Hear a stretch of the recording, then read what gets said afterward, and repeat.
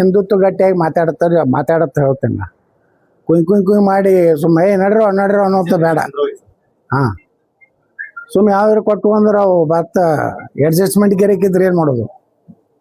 ಹಂಗಿಲ್ಲ, ಖಡಕ್ಕಾಗೆ ಇದೇನು ಆಗ್ಲಕತ್ತೈತಲ್ಲ ಬಾಗಲಕೋಟ್ನಾಗ, ಇದ್ರಾಗ ಯಾರು ಹೆಚ್ಚು ಹಿಂದುತ್ವ ಪರವಾಗಿರ್ತಾರ ಅಂಥವ್ರನ್ನ ಗಟ್ಟಿಯಾಗಿ ನಿಂದ್ರಸ್ರಿ. ಸುಮ್ಮ ಕಾಟಾಚಾರಕ್ಕೆ ಬಂದು MLA ಆಗೋದು ಮಾತು ಇಲ್ಲ.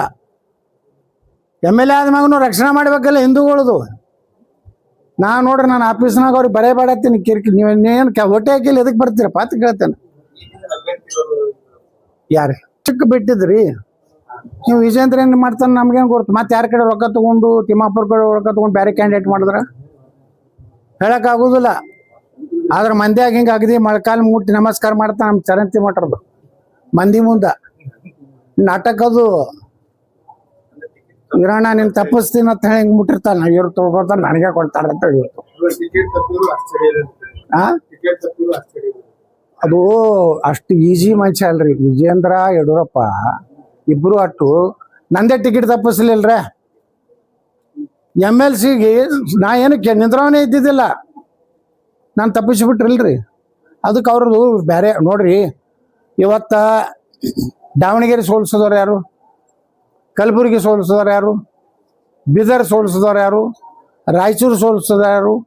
ಕೊಪ್ಪಳದಾಗ 8 ಕೋಟಿ ರೂಪಾಯಿ ಕೊಟ್ಟು ಅವ್ನು ಕ್ಯಾಂಡಿಡೇಟ್ ಚೇಂಜ್ ಮಾಡಿದ್ರಪ್ಪ. ಸಂಗಣ್ಣ ಕಡೆ ಚಲೋ ಕ್ಯಾಂಡಿಡೇಟ್ ಅದು. ನೀವು 10 ಕೋಟಿಗೆ ಆಯಿತು, 15 ಕೋಟಿ ಅದನ್ನು ಹೇಳ್ರಿ ಡೀಲಿಂಗು. ಅಲ್ಲಿ ಚಾಮರಾಜನಗರನಾಗ ಏನು ಮಾಡಿದ್ರಿ? ಯಾರು ಇವನಿಗೆ ನಮ್ಮ SC ಮಾದೇವಪ್ಪನ ಬಗ್ಗೆ ಅನುಕೂಲ ಮಾಡ್ಲಕ್ಕೆ ಸುಭಾಷ್ ಚಂದ್ರ ಮಾಡ್ಲಕ್ಕೆ ನೀವು ಏನು ಮಾಡಿದ್ರಿ? ಇಲ್ಲಿ ಸೋಮಣ್ಣ ಸೋಲಿಸ್ಲಿಕ್ಕೆ ಏನು ಮಾಡಿದ್ರಿ? ಸೋಮಣ್ಣವ್ರು ಹೇಳ್ಯಾರಲ್ಲ, ದೇವೇಗೌಡರು ಕುಮಾರಸ್ವಾಮಿ ಇರ್ಲಿಕ್ಕಂತ ನಾ ಸೋಲ್ತಿದ್ದಂತ ಯಾರು ಹೇಳ್ಯಾರ? ವಿ ಸೋಮಣ್ಣ ಹೇಳ್ಯಾರ. ದಾವಣಗೆರೆ ನಮ್ಮ ಸಿದ್ದೇಶಣ್ಣನ ಮನೆಯವ್ರು ಸೋಲಿಸಿದಾರೆ ಯಾರು? ಅವರೆಲ್ಲ ಚೇಲಗಳೀಗ ಅವ್ರ ಜೋಡಿ ಅಡ್ಡಾಡ್ತಾರೆ ನೋಡಿರಿಲ್ಲ. ಅದಕ್ಕೆ ಪ್ರಾಮಾಣಿಕವಾಗಿ ಪಕ್ಷದ ಏನು ಭಾಳ ಹೇಳ್ತಿರ್ತಾರೆ. ಪಕ್ಷ ಅಂದ್ರೆ ತಾಯಿ ಇದ್ದಂಗೆ, ನಾವು ದ್ರೋಹ ಬಗೆಯೋದಿಲ್ಲ. ಅದು ತಾಯಿಗೆ ಏನೋ ಭಾಳ ಡೈಲಾಗ್ ಐತೆ ನಮ್ಮ ಯಡಿಯೂರಪ್ಪಂದು, ತಾಯಿಗೆ ಲಾಡು ಬಿಚ್ಚೋದು. ಇವೆಲ್ಲ ಮಾಡಬೇಡ್ರಿ. ಈಗೇನು ಬಾಗಲಕೋಟ್ನಾಗ ನೀನೇ ಏನು ತೊಗೋತೀರಿ ಅನ್ನೋದ್ರ ಮ್ಯಾಗ ನಿಮ್ದು ಡಿಪೆಂಡ್ ಐತಿ. ಅದನ್ನ ಮುಂದೆ ಪರಿಶೀಲಿಸಲಾಗುವುದು. ಆಡಳಿತ ಸತ್ಯಾನಾಶ ಆಗೈತಿ. ವಿದೇಶಕ್ಕೆ ಹೋಗುದು MLAಗಳು ಏನ್ರಿ ಈಗ ವಿದೇಶಕ್ಕೆ ಹೊಂಟಾರ. ಅವ್ರು ಖಾಸಗಿಯಾಗಿ ಹೋಗ್ತಿದ್ರು, ಹೋಗ್ಲಿ ತಮ್ಮ ಮನೆಯವರು ಹೆಂಡ್ರು ಮಕ್ಕಳು ಕೂಡಿ, ಅದಕ್ಕೇನಿಲ್ಲ. ಈ ಏನು ಸುಡುಗಾಡು ಅದೇನು ಮಾಡ್ತಾರ್ರಿ? ಅಲ್ಲೇನು ಭ್ರಷ್ಟಾಚಾರ 8% ಅಂತ ಕೇಳಕ್ ಹೋಗ್ತಾರ ಮಾಡಿದ್ರಂದ್ರ. ಇವತ್ತ ಜನರಿಗೆ ಸಾಕಾಗೈತ್ರಿ ಕಾಂಗ್ರೆಸ್, ಪರ್ಯಾಯ ಶಕ್ತಿ ಬೇಕಾಗೈತಿ. ಆದ್ರೆ ಇವ್ರು ಹೊಂದಾಣಿಕೆದಿಂದ ಜನ ಹಂಚಲಕತ್ತಾರ. ಇವ್ರು ಬಂದ್ರೆ ಏನ್ ಮಾಡೋರು? ಮತ್ತೆ ಕಠಿಣ ಕ್ರಮ ಕೈಗೊಳ್ಳಲಾಗುವುದ ಅನ್ನೋರು. ಈ ಕಠಿಣ ಕ್ರಮದವ್ರು ಬೇಡ ಆಗೈತೆ ಜನರಿಗೆ. ಆಕ್ಷನ್ ಮೋಡ್ದಾಗ ಅದಾರ ಈಗ ನಮಗೆ ಜನ ಯಾಕೆ ಇಡೀ ಕರ್ನಾಟಕ ಮೂಲೆಯಿಂದ ಯತ್ನಾಳ್ ಬೇಕನ್ನೋತ ಬರ್ಲಾಕತ್ತೈತಿ. ನಾ ಮನೆ ಹೇಳಿನ ಇದರಲ್ಲಿ ನನಗಿನ್ನೇನು ರಾಜಕಾರಣದಾಗ ಆಸೆ ಇಲ್ಲ, ದುಡ್ಡು ಮಾಡ್ಬೇಕು ಅನ್ನೋ ಆಸೆ ಇಲ್ಲ. ರಾಜಕಾರಣ ಆಸೆ ಐತಿ. ಲೂಟಿ ಮಾಡಬೇಕು, ದುಬೈದಾಗ ಆಸ್ತಿ ಮಾಡಬೇಕು, ಬೆಂಗಳೂರಾಗ ಮಾಡಬೇಕು, ದಿಲ್ಲಿ ಒಳಗೆ ಏನೂ ಇಲ್ಲ. ಏನು ನನ್ನ ರಾಜಕೀಯ ದಿನಗಳೇನು ಭಾಳ ಆದ್ರೆ 10ರಿಂದ 15 ವರ್ಷ ಅಷ್ಟು ಮುಗಿತು ನಮ್ಮದು ವಯಸ್ಸು. ಅದು ಏನಾರೇ ನಮಗೆ ಜನ ಅವಕಾಶ ಕೊಟ್ಟರೆ ಕರ್ನಾಟಕದ ಇತಿಹಾಸದಲ್ಲಿ ಭ್ರಷ್ಟಾಚಾರ ನಾನು ನಿಂದ್ರಿಸಿನ ತಿಳಿಯೋದಿಲ್ಲ. ಪರ್ಸೆಂಟೇಜ್ ಕಡಿಮೆ ಮಾಡ್ಬೋದು. ನಾ ಒಮ್ಮೆ ನಿಂದ್ರಿಸ್ತಾನ ಅಂದ್ರೆ ಮೂರ್ಖ ನನ್ನ ಮಗ ಅದ ಪೂರ್ತಿ ಹೆಂಗೆ ನಿಂದಿರ್ತೈತೆ ರೀ ಭ್ರಷ್ಟಾಚಾರ? ಯಾವ ದೇಶನಾಗ ಇಲ್ಲ. ಚೀನಾದಾಗ ಕಮ್ಯುನಿಸ್ಟ್ ಇದ್ದಲ್ಲಿ ಇದು ಭ್ರಷ್ಟಾಚಾರ ಐತಾರ. ಈ 40% ಐತಿದ್ರು BJP ಅವರಿಗೆ. ಪಾಪ ನಮ್ಮ ಬೊಮ್ಮಾಯಿ ಅವರಿಗೆ 40% CM ಹತ್ತಿದ್ರು. ಈಗ ಎಟ್ಟೈತ್ರಿ? ಮನೆ ಸಿದ್ದರಾಮಯ್ಯವ್ರನ್ನ ಕೇಳಿ, ಹೌದ್ರಿ ನೀವು 40% BJPಗೆ ಅಂದ್ರಪ್ಪ, ನೀವು 8% ಕಡಿಮೆ ಮಾಡಿರಿ ಹೇಳ್ರಿ. 38 ಮಾಡಿರೋ, 39 ಮಾಡಿರೋ, 35 ಆಗಿತ್ತು. ಇಲ್ಲ, 185 ಕೋಟಿ ರೂಪಾಯಿ ವಾಲ್ಮೀಕಿ ಹಗರಣ ಆಯ್ತು.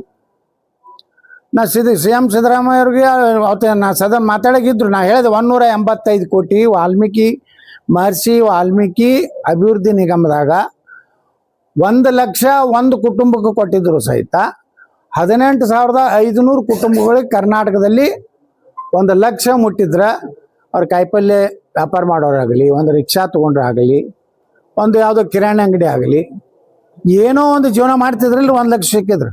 ನೀವು 185 ಕೋಟಿ ಬಂದಾರ. ಯಡಿಯೂರಪ್ಪನ KG ಹಳ್ಳಿ DJ ಹಳ್ಳಿ ಇದ್ದಾಗ ಪೊಲೀಸ್ ಸ್ಟೇಷನ್ ಬೆಂಕಿ ಹತ್ತದ್ರಿ. ಪೊಲೀಸರಿಗೆ ಹೊಡೆದ್ರು. ಏನ್ ಮಾಡಿದ್ರು? ಬೊಮ್ಮಾಯಿಯವರು ಗೃಹ ಮಂತ್ರಿ ಇದ್ದಾರಲ್ಲ, ಮುಂದ ಹುಬ್ಳಿ ಪೊಲೀಸ್ ಸ್ಟೇಷನ್ ಮ್ಯಾಗ ಪೊಲೀಸ್ ಜೀಪ್ ಮ್ಯಾಗ ನಿಂತು ಆ ಮುಲ್ಲಾ ಭಾಷಣ ಮಾಡದ. ಒಂದು ಹೆಣ್ಮಗಳು ಕಾನ್ಸ್ಟೇಬಲ್ ಮ್ಯಾಗ ಮೈ ಮ್ಯಾಗ ಹೋದ್ರು.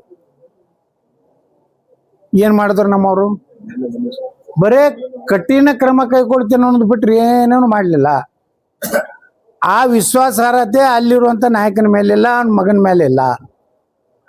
ಜನರು ಇವತ್ತು ಹಿಂದೂಗಳು ನೋಡ್ಲಾಕತ್ತಿದ್ ನಮ್ಮ ಕಡೆ ಯಾಕೆ ನೋಡ್ಲಾಕತ್ತಾರ? ನಮ್ಮ ಹಿಂದೂ ಕಾರ್ಯಕರ್ತರಿಗೆ ಏನಾಗ್ಬಿಟ್ಟದ, ಮನೆ ಚುನಾವಣೆ ಸೋಲ್ಬೇಕಾದ್ರೆ ನಾವು ವಿಧಾನಸಭೆಯಲ್ಲಿ ಹೇಳಿನಿ, ನೀವು ಚುನಾವಣೆ ಯಾಕೆ ಸೋತ್ರಪ್ಪ ಅಂದ್ರೆ ನೀವು ಏನೂ ಮಾಡಲಿಲ್ಲ, ಹಿಂದೂಗಳ ರಕ್ಷಣೆನೇ ಮಾಡಲಿಲ್ಲ, ಕಾರ್ಯಕರ್ತರು ಮನೆಗೆ ಹೋಗಲಿಲ್ಲ, ಅವ್ರಿಗೆ ಪರಿಹಾರ ಕೊಡಲಿಲ್ಲ, ಅವ್ರಿಗೆ ಧೈರ್ಯ ಕೊಡಲಿಲ್ಲ.